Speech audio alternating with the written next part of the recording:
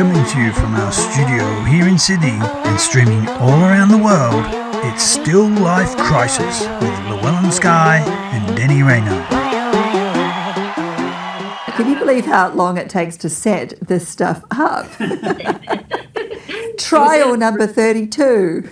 Yeah, totally. Recordings of a recording, trying to record. So for the third time, Skye, when did you know that you couldn't not do art? I forgot now. I've said it so many times.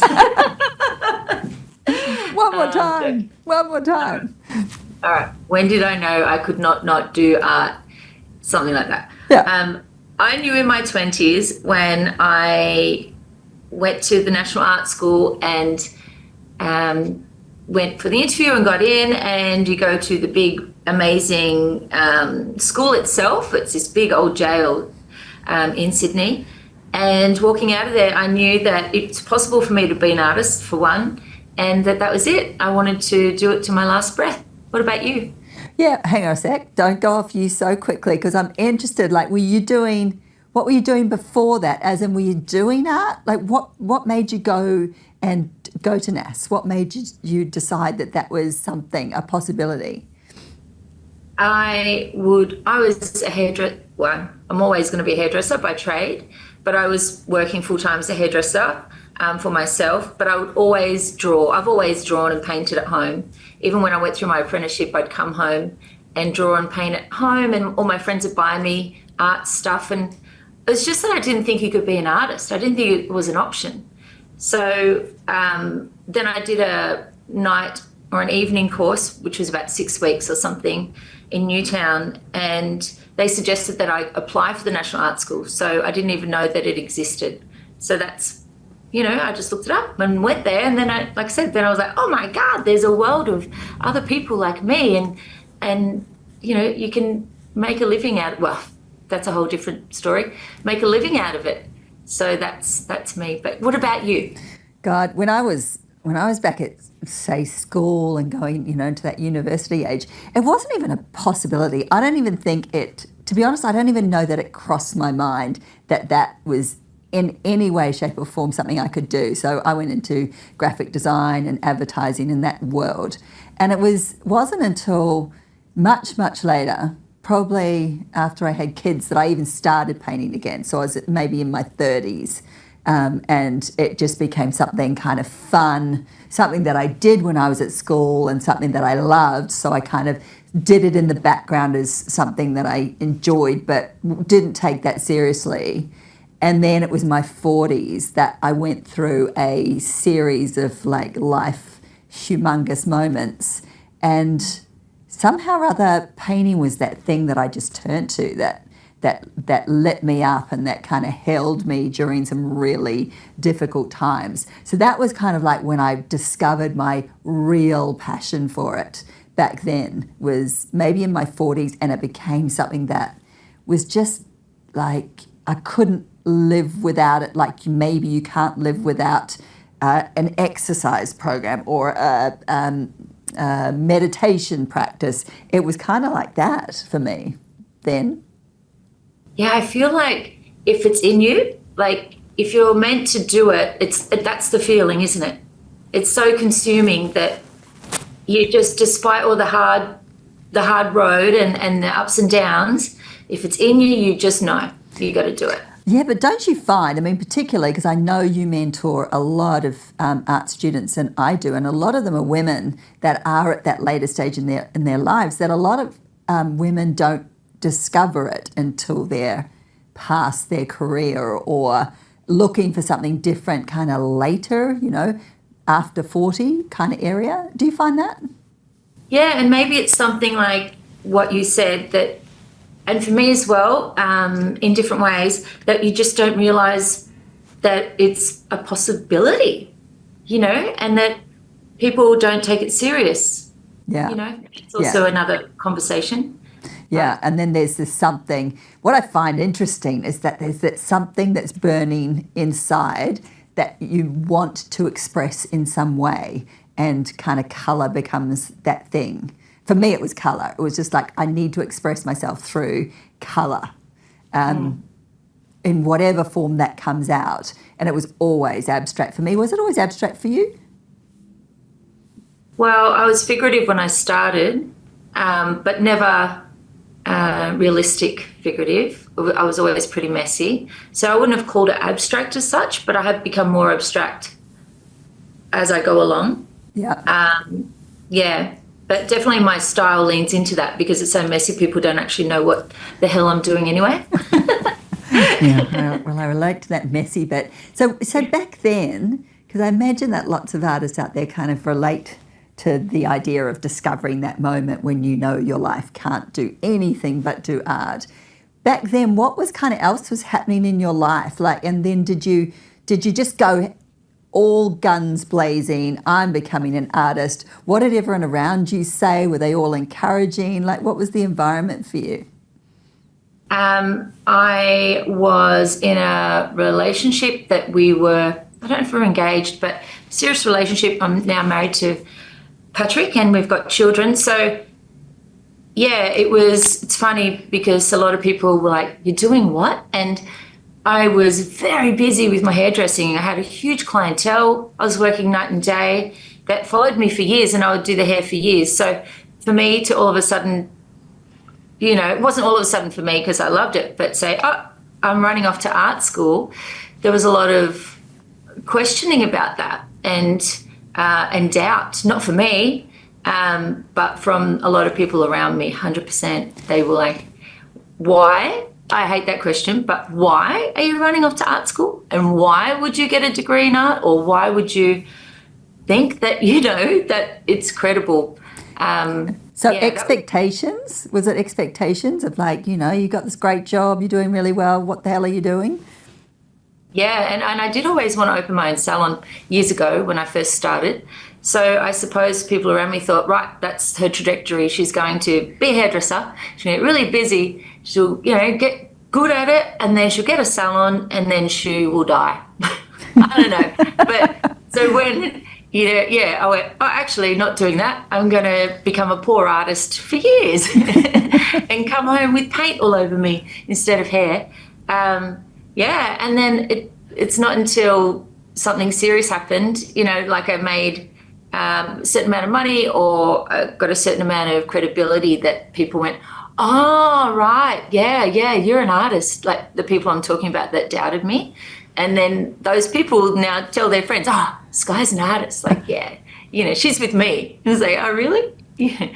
What about you? Yeah, it's interesting that switch when you're experimenting and, you know, like it's like a passion for you, and then there's a switch that goes, oh, actually, and I don't know, you know, I'm sure it's different for everyone when this happens, when you go, I am an artist, and you have a whole different attitude to it. I know that when I had the attitude of this is who I am, it's not what I do, it's who I am, that when I would say it to people, they would look at me with a whole different level of respect for what an artist was, because it was obviously the thing that I was bringing to it. You know, when I didn't quite believe it, or as I was still experimenting, not knowing if I could do this, it was so much harder to say. And then that day that it kind of clicked of this is who I am, all the difference. Yeah, I love that. And I agree. And it's funny because you hear other artists talking that are very established, and sometimes they will say they'll feel funny about calling themselves an artist. What about, you know when you have to write your occupation down on a form? You know, I've written a visual artist for a long time. Well, it used to be hairdresser, and then I used to be hairdresser/artist, and now it's just, you know, artist or visual artist. And that's also reaffirming, I think. It's it's the aeroplane moment when you're filling in the forms. What's your occupation? Yeah. And who's reading this? And why do they want to know? I think that was kind of part of maybe being, you know, in my 40s, was I owned it pretty quickly. Like I had that confidence that, you know, I'd just write it on the forms and go, that's who I am. You'll read it, and and I really learn a lesson through that. The more confidence you or I put into that, it changes the way people react. So I've never had that moment of someone going, how can you say that? Or are you sure? Or, why are you doing that? I've kind of never traversed that piece because I've just always had enough self-confidence, probably because I started later on to do it. And yet I would think, you having, done the art degree and me having not, it's kind of interesting that me starting later in life, that I was able to kind of circumvent whatever that was of not being a trained or not having studied as an artist, being self-taught and not having that be too loud in my head. I know that really trips up a lot of people who haven't gone to university and done a degree. Would you agree? Yeah, and it's interesting hearing you say that because I know when we've talked before, you've talked about you when you started, you have a marketing background, is that right? Yeah, advertising, design. Advertising. So do you think that a part of you going into being an artist, not only because of your passion and wanting to do that, but you saw it as a business? Did I see art being an artist as a business?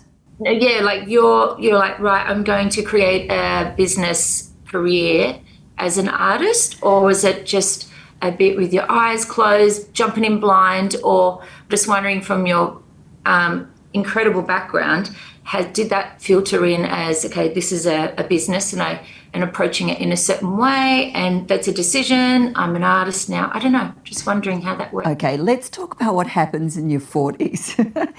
Did you go through that crisis that, I don't know, you stayed married to the same man that you were with when you were 30. When I hit 40, my life completely turned upside down.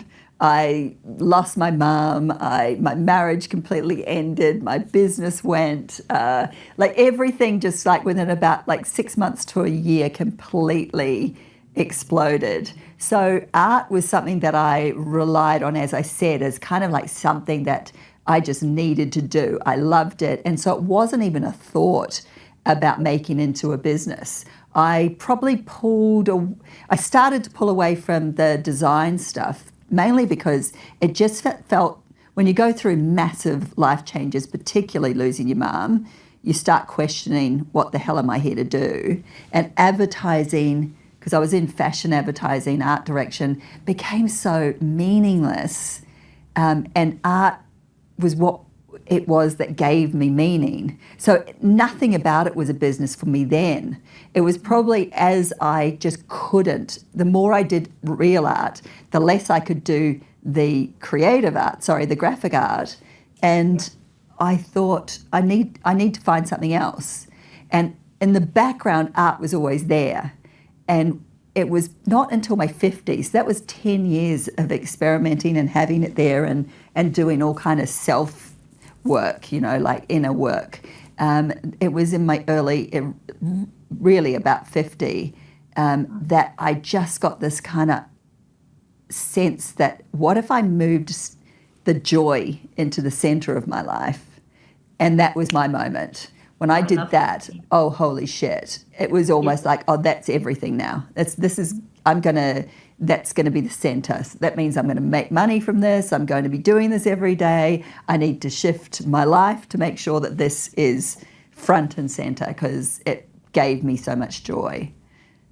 I love that. I love how you said, what did you say about it being in the center of your life? You said something, lucky we're recording. We'll have to listen back. It was like this actual moment, Skye, where it was on the fringe, and I just kind of brought it front and center and went, what if I centered my world on that, the thing that brings me the most joy? Yeah, beautiful. Yeah. Actually hearing it, my mother's passed away as well, and I agree, everything just goes upside down. And when a parent passes, or somebody really close that's, like that, I was painting and already had been at art school and been doing it for a while, and she knew that I grew up doing all that stuff. So one of her final things that she told me, she's just like, keep painting, like you just have to keep painting. So I think about that a lot, and not that I'm doing it for her. Sometimes I am, sneaky little messages get in there, and my work is filtering more around that. But I love that connection. Yeah, it's funny. Like I've heard of this thing called ghosts in your studio. So that they're the things that talk to you as you paint, or the ancestors, or the whoever it is, different versions of yourself. And I definitely hear my mum, because she was my mum had 9 kids, so she was hugely creative, but all she did was look after kids, really. She was the housewife of that generation, and she didn't discover painting until she was 10 years before she passed away. So it was like there was this missing thing in her, and she knew I'd done art at school and that I was quite good at it. So she just wanted me. I know she just wanted me to do it. So it feels now like I'm fulfilling this dream for her. I know she kind of stands there as someone in the background who's cheering me on. It's really cool. So it's cool that you feel that too. Yeah, I love that. I've heard of other people mention things like that as well. And I think when you create, or, when you're in the studio and you're in the zone, there is that real connection with self, and that all must come through as well. That connection with your people, or your beliefs, or something. And it's a real raw, hopefully. Some people everybody works in different ways, but I feel for you and I, we work very intuitively, and it's a real raw space that you're coming from. So that almost opens up like as an invitation to any of those feelings and memories and connections, do you think? Oh, for sure. I mean, when I'm mentoring Skye, and I've got a group of women that I mentor at the moment, and the first thing we do, because we talk every week, is I take them through a meditation just to kind of let go of everything else. I'm a little bit woo anyway. Just admit it to you online. And that kind of just and it's more about just kind of letting go of everything else, so you can kind of be in a state to get into that creative flow, or to tap into something else that's just creating, if that makes any sense. Yeah, I love that. And do you find like when you're in that zone, or you see, or you're able to help other people get to that zone, that's the best work is done in that place? Oh, for sure. And it's kind of like, I know we're both pretty, as artists, we're pretty loose and relaxed, and what could be called messy, what some people could call a bit of chaos. And I think that the more I'm in that kind of chaos, the more I let go and feel like I'm not worried about anything around me, that's when I'm in my most flow. Yep. Yeah, absolutely. But that's when accidents happen, like you tip over paintbrushes and all that sort of stuff, because you're not worried so much about your surroundings. Do you find that? Oh God, yeah. And if I'm creating a show, when I'm really into it, there is shit everywhere around me in my studio, and I'm so focused on the work that I'm stepping over things, and there's piles of shit, and it does not bother me at all. And then I'll finish, and it's almost like you wake up and look around and go, oh my God, and clear it all out, start again. And then it just starts to build up, and it's the creative flow of not only body to canvas or body to surface, whatever surface you're working on, or material, object, idea. It's, physical, this, I don't know, you kind of get out of your body, don't you, I suppose? Well, you get out of it, or you're so in it that the painting becomes, like you say, I like the way you put that about the your body and the canvas, and it's this communication that's happening between the two. And to anybody who comes in at that stage and sees that process, because Ricky, my partner, does often, and he looks at me like, you've backed yourself into a corner. You've got all these pots of paint, and you can't move. You're tripping over everything, and I'm like, don't talk to me. I can't even converse when I'm in this state. It feels like, I've said to him before, it's like you rip me out of my body and I'm in this creative state, and it actually hurts. It almost feels like it hurts.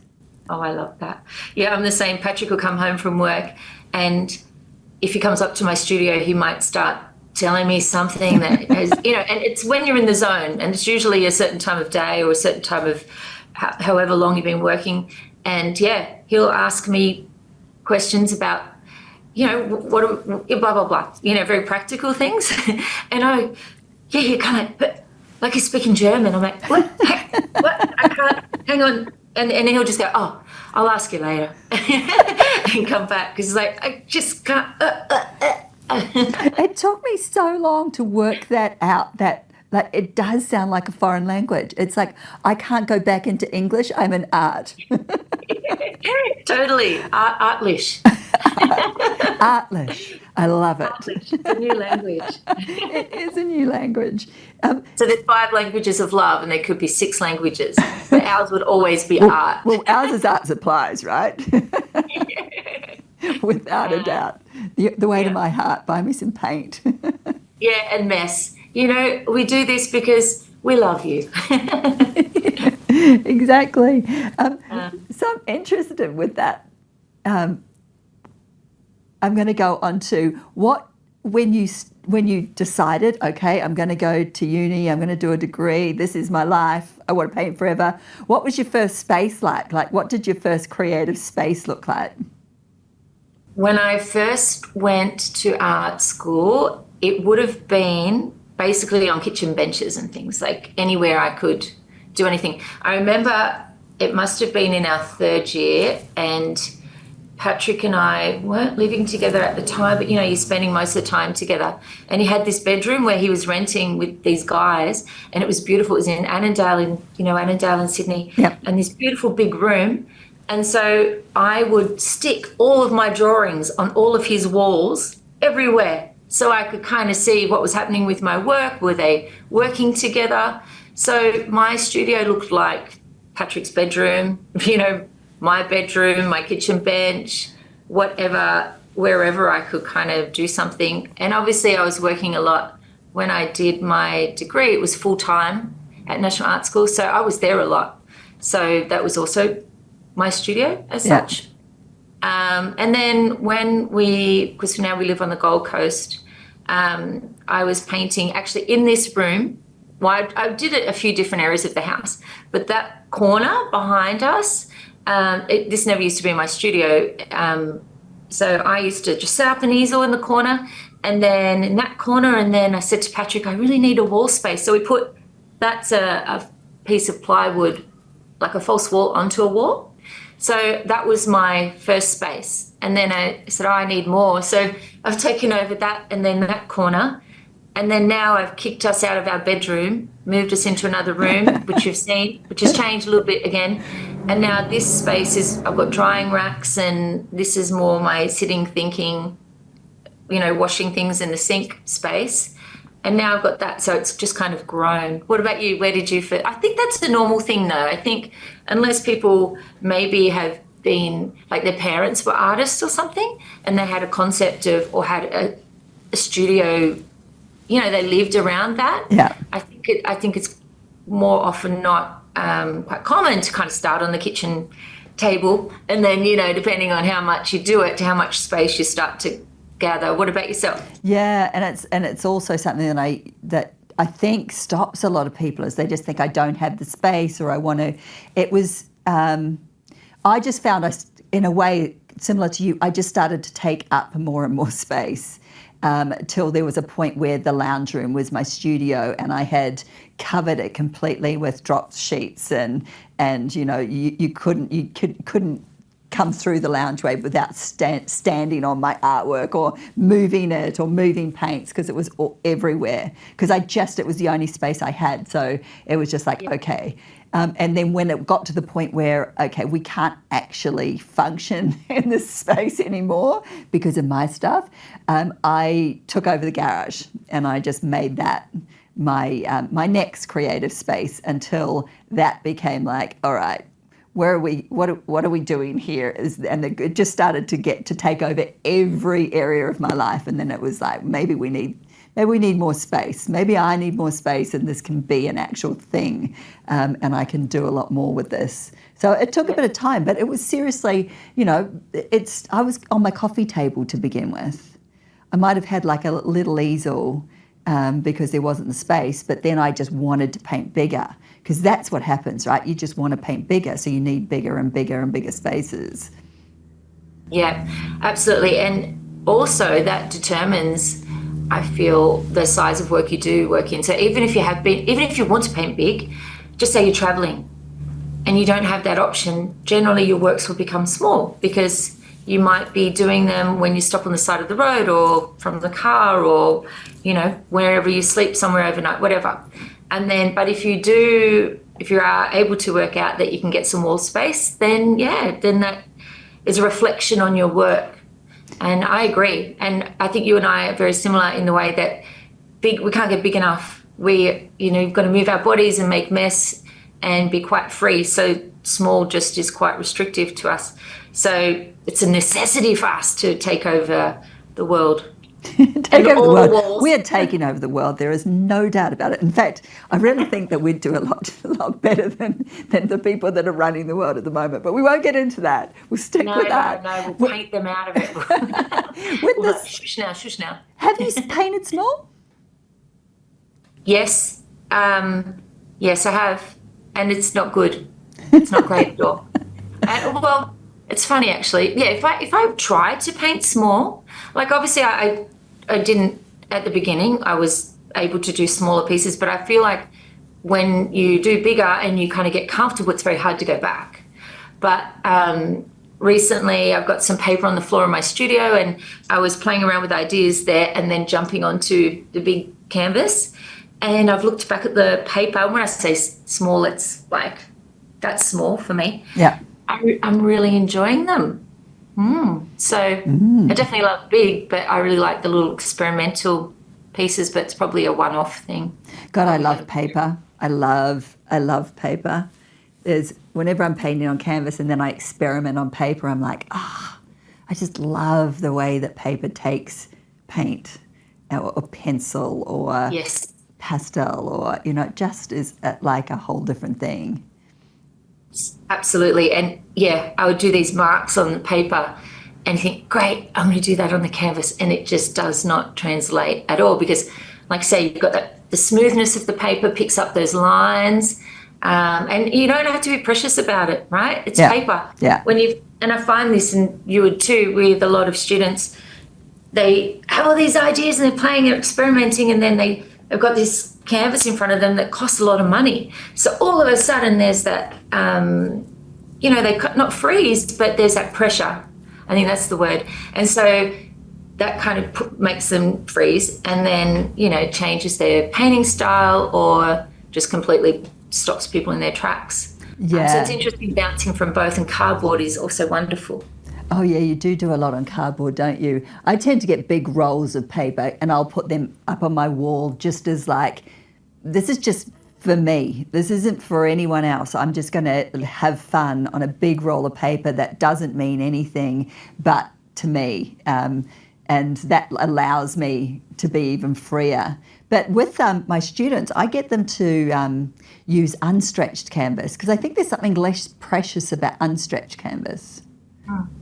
Totally. If you're working with acrylic, that's fine. With oil, it's a bit tricky. Yeah. I mean, you can, and I have, but depending on the thickness. So that's what makes it a little bit tricky with unstretched canvas with that stuff. But I agree, unstretched canvas or any other materials. And also storage. Like to store paper or unstretched canvas is a lot easier than stretched canvases. Yeah, that's so true. But it's also, sorry, what were you going to say? What I find with unstretched canvas is versus stretched canvas, and and especially I suppose with oil, because it takes a while to cure what takes forever. I would need to leave it on the wall if it's a bigger piece and I'm working on it. Whereas if it's stretched, I can carry it over there to the other wall or in our bedroom and I'll pop them all around, so I find the portability of having them stretched better than unstretched, but there's good and bad to both. Yeah, and to be honest, I kind of like starting with them unstretched and then when they're at a certain point, getting them stretched and then, right, okay, now I can look at it in a different way. Do you stretch them yourself? Ricky stretches them for me. Ricky does everything. Say hello, Ricky. Hello. He's a man of many talents. Everyone needs a Ricky. It's our saying, everyone needs a Ricky. Totally, Patrick. Ricky stretches a canvas. Please. For every husband out there. Totally. Let's start a workshop. Ricky can run it. Well, God, we've bounced around with a few areas here that we'll probably have to go to in more because we've gone stretched or unstretched, small or large, But I want to know, let's get back to like where it all began and blah, blah, blah, blah, blah. What did you learn? What do you know now that you wish you could tell yourself when you're starting art school? Something about being an artist that you go, oh my God, I wish I'd known that. Yes. And we touched on it briefly, I think, on take 22. Yes. I already know the answer. Yeah, but would it be different? I might change my mind now. Something I know. Yes, I think I'd stick with it. Well, a couple of things, actually. The thing we were talking about is it's a marathon, not a sprint, so you don't have to rush to be great at it. You just have to do it. And you don't have to prove anything to anybody. Just turn up and do it. But that's the other thing. Just turn up. You have to turn up and you have to.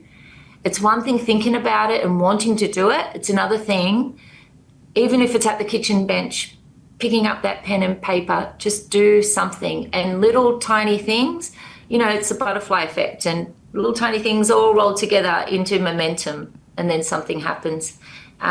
Into many wonderful little things. Yeah. So that's a long piece of advice and it probably made no sense. No, that's a good one. They're all going to love that out there.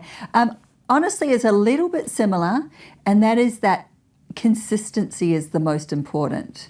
More than training, more than talent, more than supplies, kind of just always going back and doing it and getting, like every day, just creating and just knowing, even if you have a shit day, that it's important. Those failures are just as important as your successes. You just got to keep going back, and it's those that keep going back that make artists because they're compelled to. So I think that would be a big one, and also just that self-doubt is probably part of the process. It's not something that completely goes away. There's always that feeling of,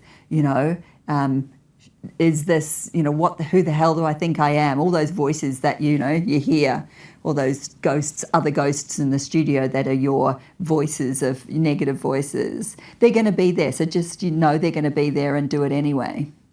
Yeah, totally. And one other thing which we all struggle with always is stop now. That was another thing my mum used to say. She said, just imagine me, Skye, on your shoulder saying, stop now.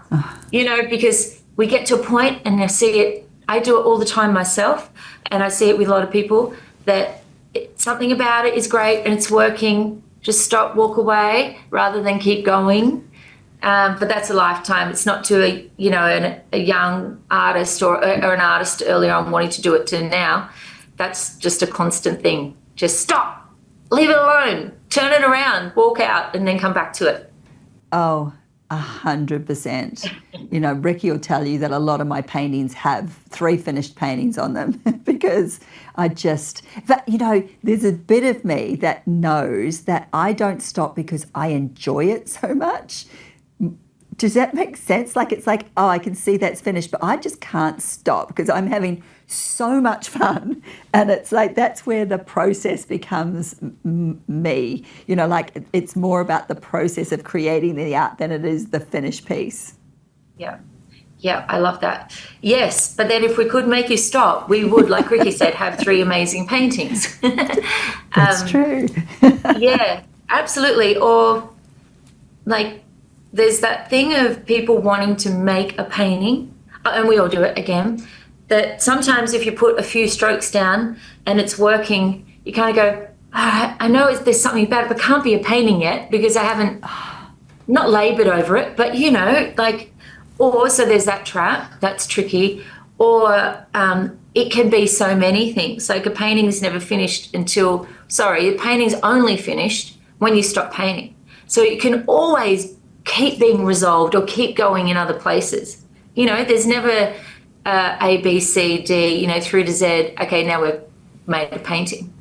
So it's allowing it to stop at one point and then have many babies. I think that's part of my practice at the moment is getting myself to stop at a much earlier time. I think I go on a lot more, and just the fact that I enjoy it so much, but also just, like you say, then get another piece of canvas out, get some more paper, do whatever. But I think that that's exactly where I am right now, is trying to stop myself earlier.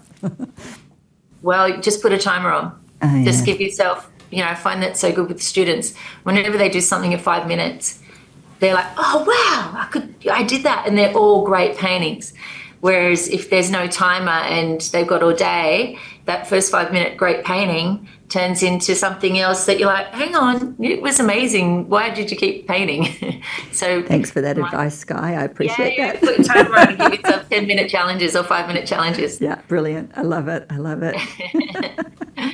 Well, that's been good. I think we've actually recorded this one, Skye, believe it or not. Oh, no, they forgot to press the record button. Don't jinx us. Yeah, hopefully they can hear us. Can you hear us? Hello? There he is. Ricky, yes? Yes, all good. Oh, my goodness. Awesome. Okay. One in the can. Yeah. Well, that's weird. Let's go out. No, I'm just joking. We quickly better do something else before it all falls apart. We'll have a glass of wine after we've turned the cameras off. Yay, and celebrate. All right. See you next time. Bye.